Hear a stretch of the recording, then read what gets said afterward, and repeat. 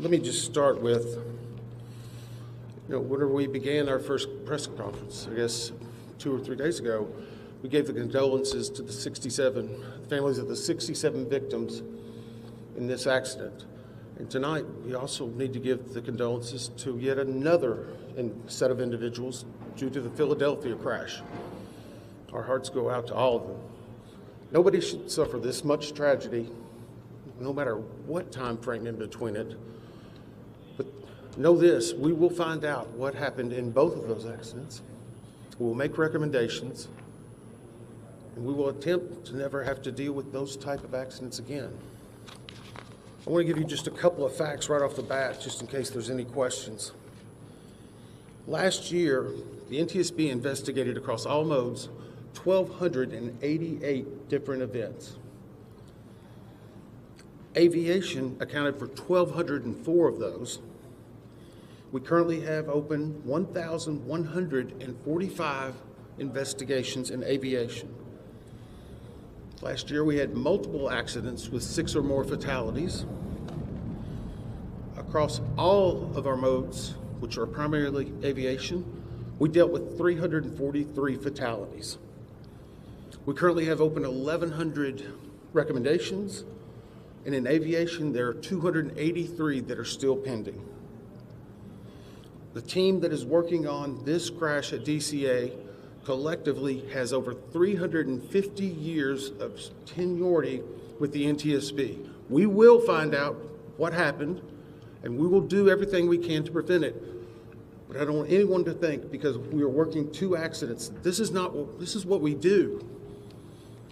Week in and week out. Just today, a lot more people are paying attention to it. I want to take an opportunity to introduce Bryce Banning. He hasn't really spoken the last couple of times, but he's been working hard and putting together a lot of information.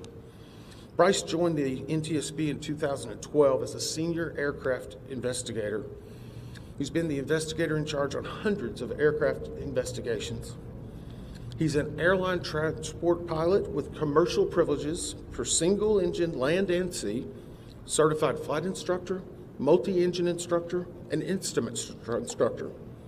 He's also a certified airframe and power plant mechanic. Bryce has accumulated over 8,000 hours of flight time in all types of aircraft, ranging from Pipers to Navajos, King Airs, and Lear. He's served in multiple management positions for multiple airlines, and he has been leading this team since the inception. He's going to brief you on some details that we have, and then we'll come back with some additional details.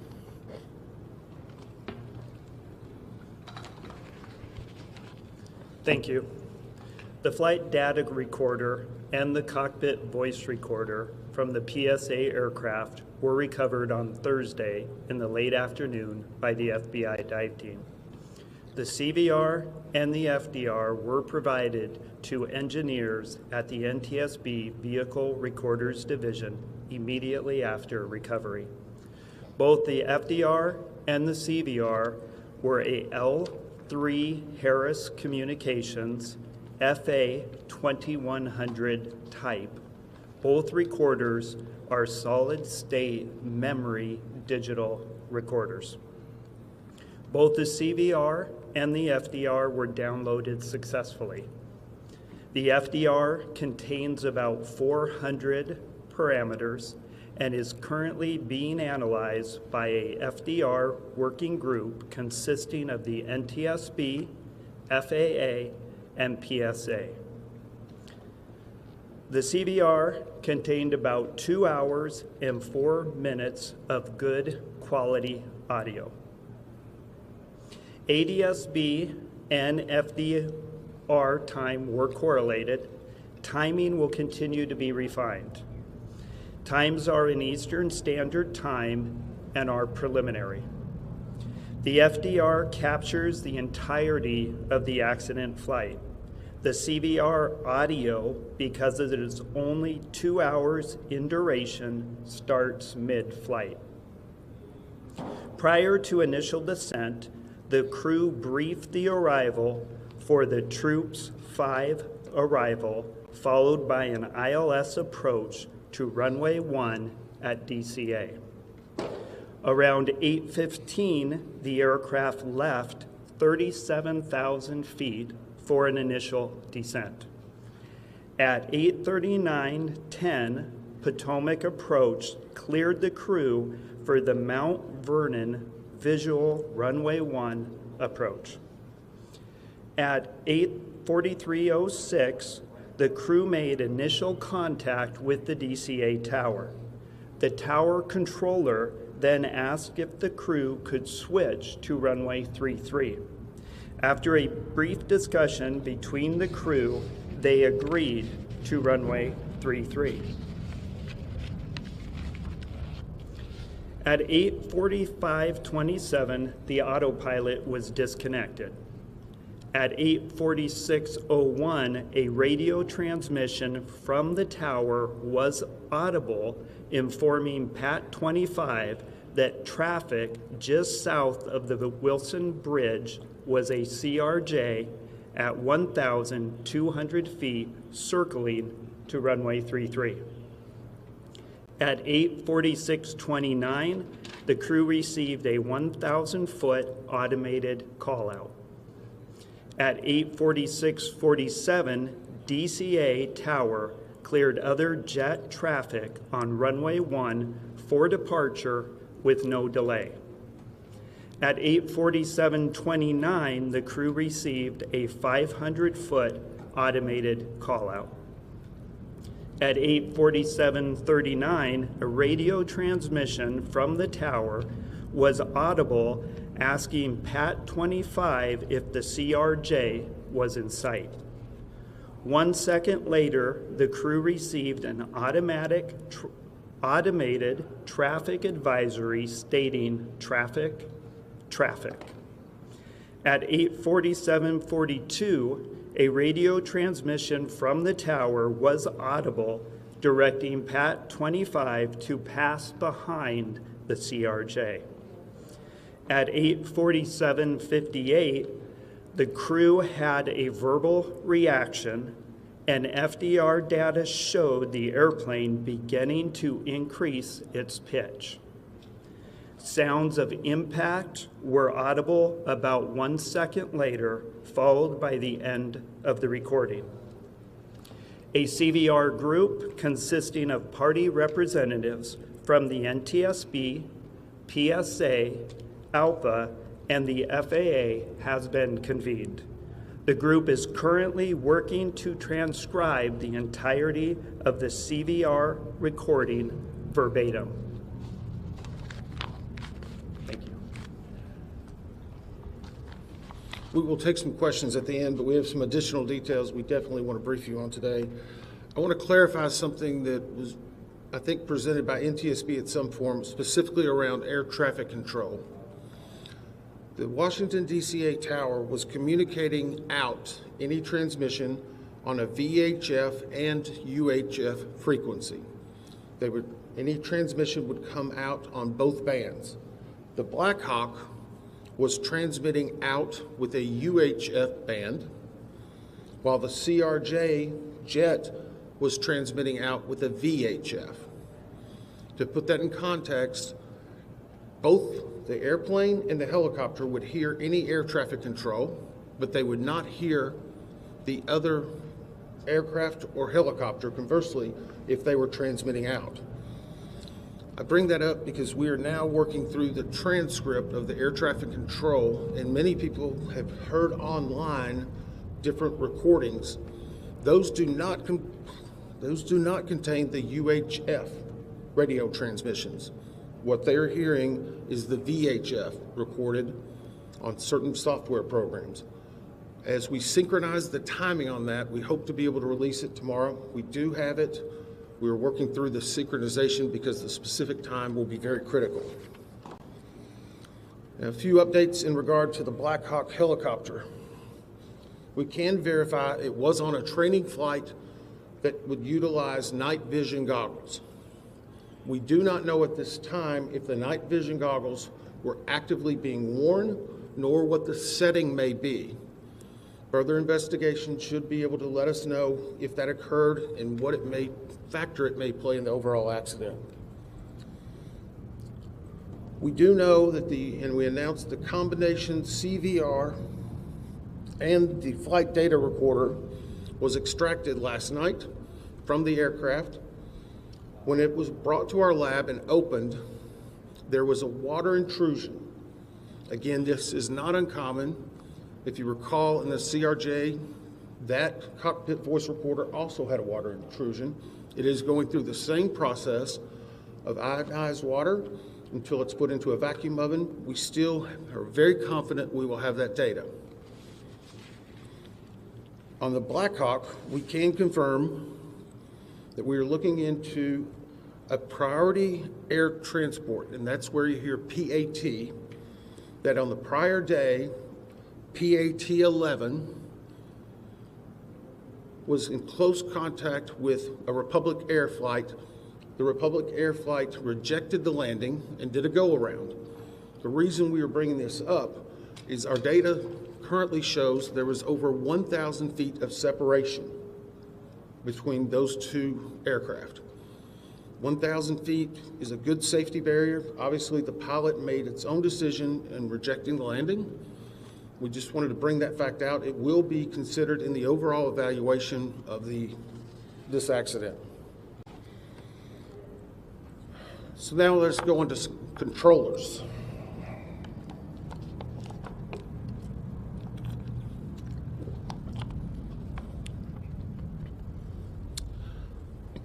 At the time of the accident, there were 5 controllers in the air traffic control tower cab at DCA. One was a local controller, which was handling not only helicopter, but fixed-wing aircraft. The local controller also would be handling arrivals and departures close in airspace and the use of the runway. There was a ground controller, which was handling all aircraft and vehicles not on the runway. In addition, there was a local assist controller. This person is responsible for assisting the local controller in any type of actions that are needing, reviewing data, scanning the field, a multitude of different things.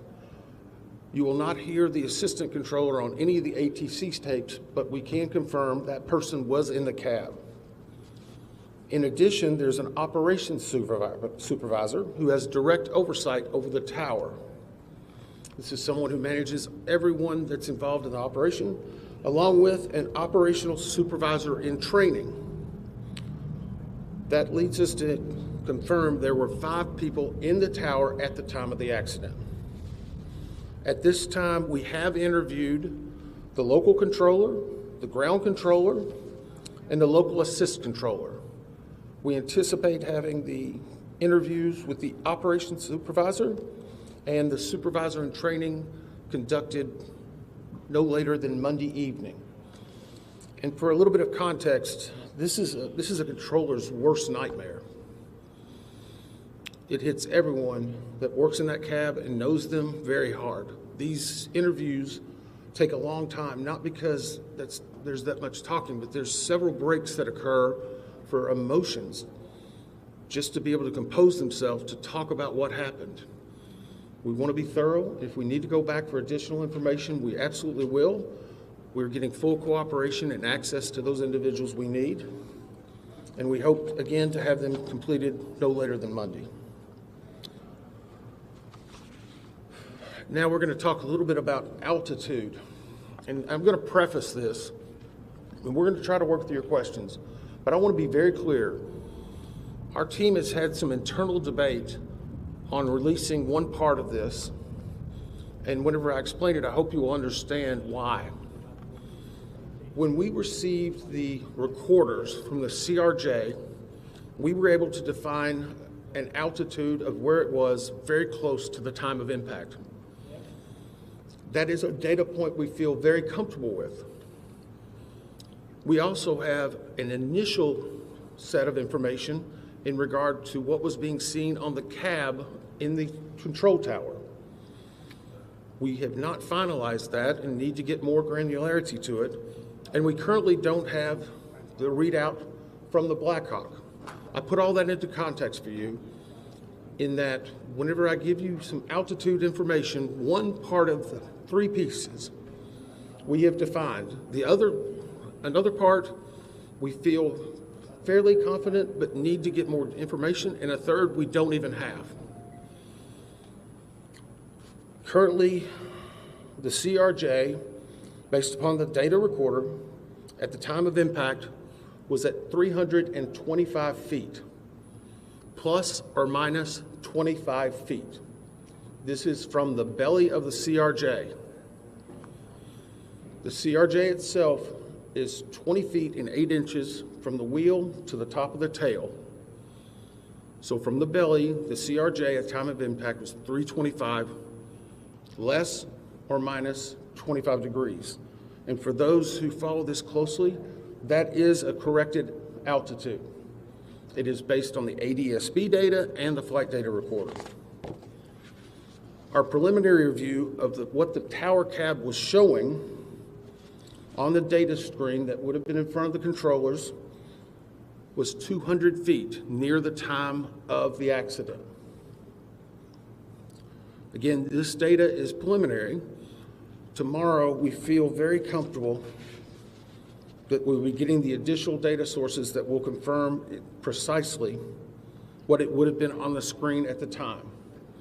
And I would also caution you, there's typically in the cab on that screen, it may be a 4 to 5 second refresh rate. But obviously, this is something that we're going to be looking at very closely. The third prong of that is the helicopter recorders. Between those three, whenever we have those data points finalized, we feel that we'll be very comfortable in saying exactly what altitude this occurred at. And I know that's been a lot of speculation. You may have a few questions on it, but I want to caution, we're trying to give you what information we have and we verified at that time. With that, we'll take some questions. Just one second. Ma'am? Claudia from AP. So you said that the altitude, and the recorder recorded the altitude of the CRJ. Was it trying to pull up before the collision? Is that what you were saying? The question was the altitude that was read from the ADSB and the voice recorder, was it trying to pull up? I can tell you at one point very close to the impact, there was a slight change in pitch, an increase in pitch.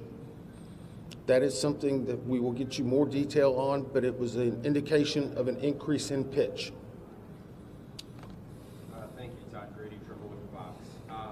So are you also saying that there was a 100-foot discrepancy between what the air traffic controller was seeing on the screen in front of them and what the height, the altitude of the plane? There was a 100 feet difference? So the question is, was there a 100 feet difference between what we found the plane to be operating at and the air traffic control tower? I'm saying the initial data we have on the control tower cab says 200 feet would have been visualized. This is a fairly good estimate, but it needs to be finalized. I shouldn't say estimate. It's a fairly good initial read.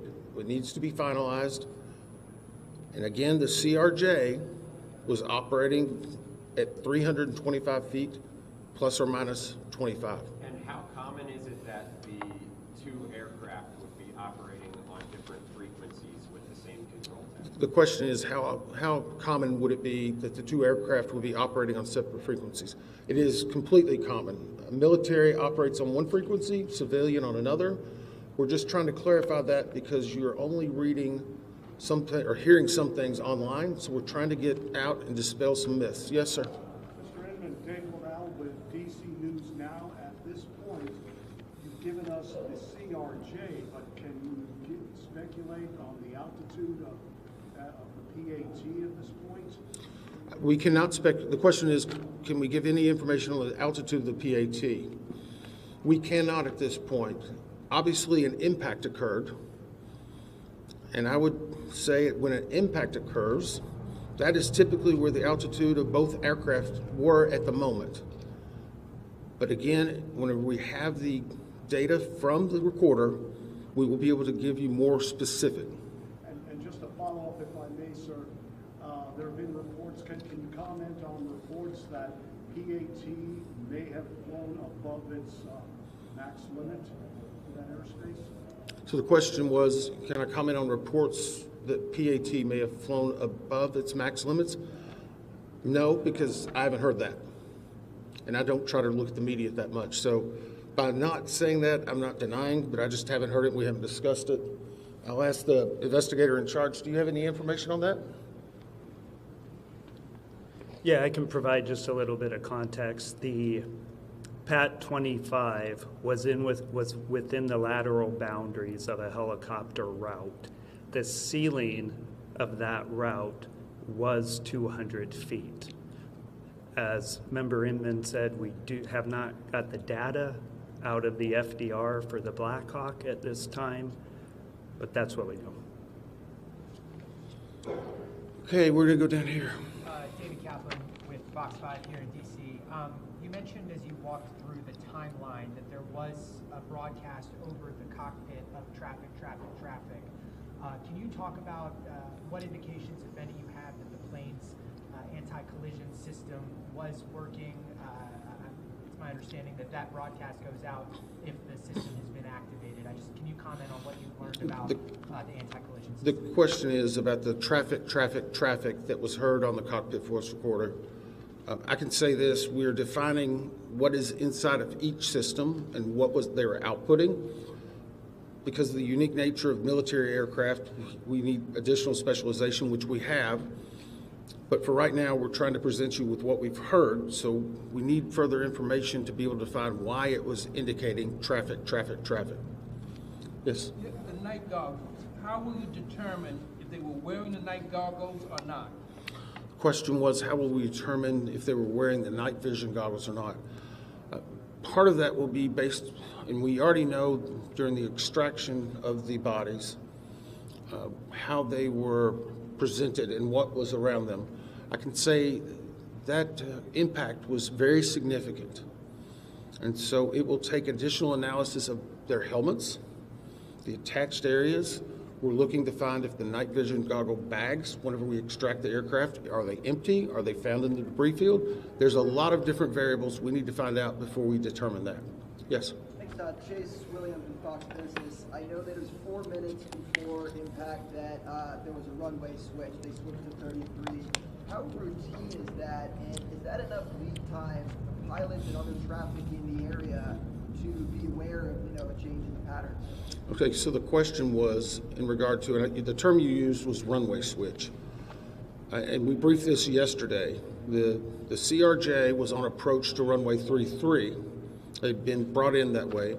As they were coming in, they were asked by the air traffic control, could they accept, or sorry, let me reverse that. They were coming in on runway 1. As they were on approach, the air traffic controller said, can you accept runway 33? That is not an uncommon occurrence at DCA. It creates an arcing of the flight path, so it's very normal. Pilots were able to discuss it. They accepted it. They appear to be on a proper, at least, lineup at that time. So right now, we'll evaluate it with all the other facts and data, but it is what it is at this point, I guess. Yes, sir. Yeah, Dominic Lee with NBC Washington. I just asked a question about the staffing of the air tower. Can you tell me if that's common for it to have that level of staffing, or is it traditionally more people inside of the cabin? The question was the staffing at the time of the actual accident with the 5 individuals. I have not gotten an update from the air traffic control people. I know the primary thing we wanted to get was exactly that, and there's been discussions because, again, typical can change based on the day of the week, the time, the weather. So we will not categorize anything as typical right now until we can present it in a better fashion. Yes, sir. Eric Gilchrist with NBC News. If I heard you correctly, you said that the tower was able to see the airplane at 200 feet. The tower instrument is rated at 200 feet. Did it not read where the helicopter was at the same time? The question was, it was reading the airplane. Could it not read the helicopter? It could read the helicopter.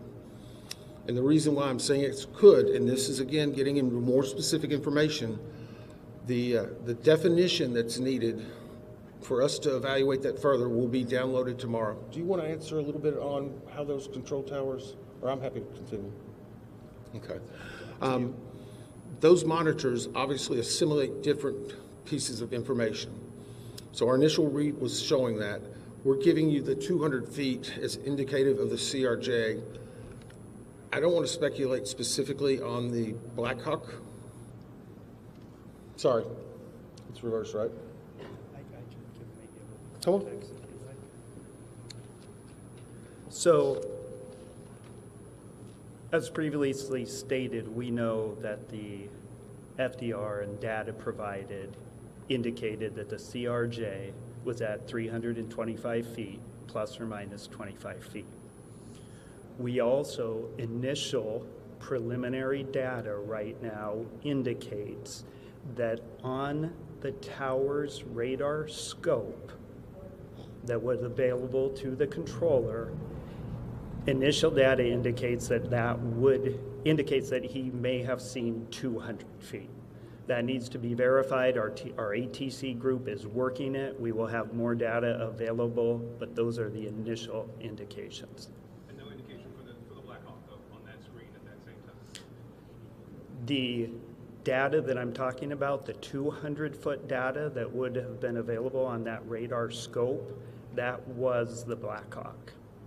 The 325-foot that we've given you is ADSB data, FDR data, other data combined to get an accurate altitude of the CRJ, 325 plus or minus 25. The radar data, where that helicopter is down at 200 feet, it has less fidelity. So our team is looking into that, but I think it's important to note that this is a complex investigation. There's a lot of pieces here. Our team is working very hard to gather this data, make sure we, as Member Inman has said, understand why this happened. Sorry, Bryce, can I? Hang on, I'll call on people. Yes, ma'am. Can you just confirm what your colleague just said, that the CRJ was showing at 375 feet and the Blackhawk was showing at 200? So the question again, and I'm going to try to say this one more time.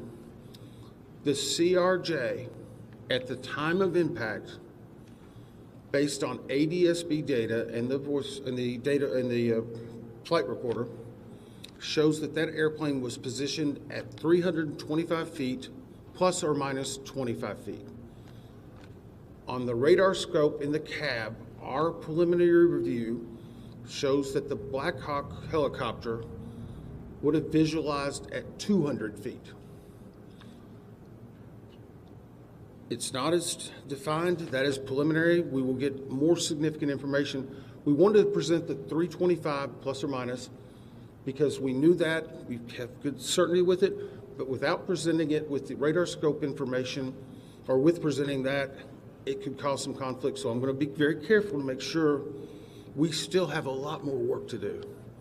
These are one of thousands of data points and will be hundreds of thousands of pages. We're trying to release the information as we know it and make sure we're giving the best information that's accurate and learning from it. Yep. Reverend, yesterday you talked about spending time with some of the victims' families. Can you describe any sort of update today with them? Well, the question is about spending time with the members' families. Yeah, I spent several hours with them today. There's more, there's some new, there's some that have been there for 3 days. There's some that want to give us hugs. There's some that are just mad and angry. They're just all hurt, and they still want answers, and we want to give them answers. And the most devastating thing, I guess, today was they watched the news last night. They know their loved ones were recovering. They're thinking, is it going to take longer? Am I not going to be finding my loved one? How will this affect it? That's hard. I mean, it's horrible. It's horrible. And no one should suffer this.